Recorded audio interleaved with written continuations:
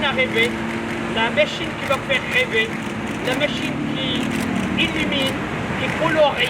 Aujourd'hui, c'est un bonheur de pouvoir exposer, mettre, montrer, illuminer, colorier cette ville de Rabat par cette machine à rêver du grand artiste, sculpteur, Madame Niki de Saint-Phal, dont les œuvres sont exposées dans le monde entier. Et aujourd'hui, le musée Mohamed VI l'accueille.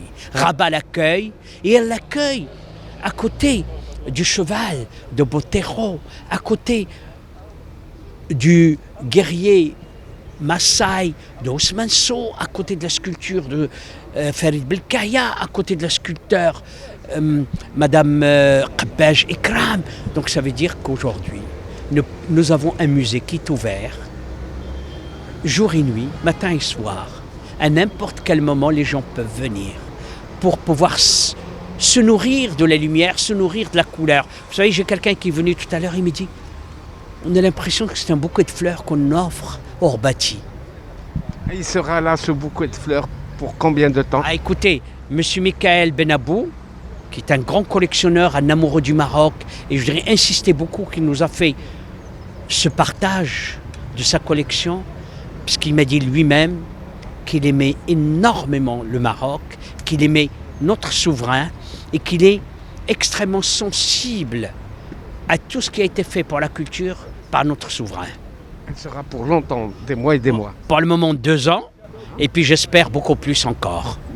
L'œuvre de Niki de Saint-Phal qui vient s'ajouter à cette forêt d'œuvres qui existe aux alentours du musée et dans l'esplanade du musée Mohamed VI d'art moderne et contemporain de Rabat est une confirmation de la présence de ce musée dans son espace et une présence aussi de l'œuvre artistique dans l'espace urbain. Donc ça rentre dans la volonté de donner de la visibilité aux œuvres. Je reprends l'idée de la proximité. Le musée est une institution aussi de proximité. C'est pour cette raison qu'il donne de la visibilité aux œuvres et il met des œuvres à l'extérieur pour que le public puisse admirer, toute catégorie de public puisse admirer l'œuvre dans l'espace urbain de la ville de Rabat.